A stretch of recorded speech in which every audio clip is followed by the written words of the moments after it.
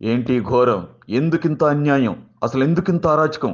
జగన్ సమాధానం చెప్పు అంటూ అంగన్వాడీలు ఆగ్రహావేశాలతో ఊగిపోతున్నారు. చరిత్రలో ఎన్నడూ లేని విధంగా 42 రోజులుగా సమ్మెలో ఉన్నారు అంగన్వాడీలు. చంద్రబాబు హయాంలో నిర్బంధాన్ని ఎదుర్కొన్నారు. గుర్రాలతో తొక్కించారనే ఆగ్రహం ఇప్పటికీ ఉంది. కానీ ఇప్పుడు జగన్ అంతకు మించి అన్నట్లు వ్యవహరిస్తున్నారని వారు మండిపడుతున్నారు. అసలు ఓ రాజకీయ పార్టీని ట్రీట్ చేసినట్లుగా అంగన్వాడీ యూనియన్ను ట్రీట్ చేస్తూ వారందరినీ పదే పదే అరెస్టులు చేస్తూ ఇళ్ల దగ్గర భయపెడుతూ పోలీసులు ఓవర్ యాక్షన్ చేస్తున్నారని వారు ఫైర్ అవుతున్నారు. సుప్రీంకోర్టు చెప్పిందే కనీస వేతనంగా ఇవ్వాలని అడగటం పాపం అన్నట్టు జగన్ ప్రభుత్వం వ్యవహరిస్తోంది.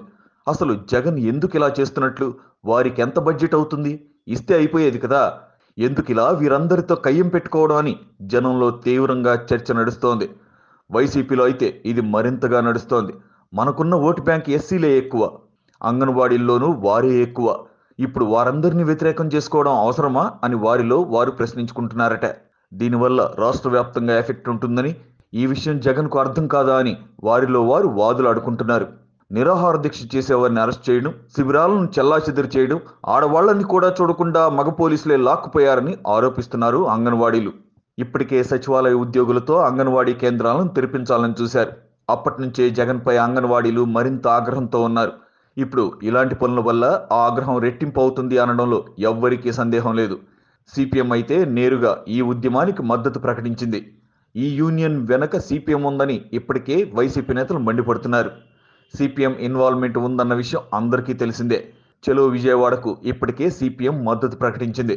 అంతేకాదు, అంగన్వాడీలకు మద్దతుగా రోడ్డెక్కిన ప్రతిసారి సిపిఎం నేతలను పోలీసులు అరెస్ట్ చేశారు.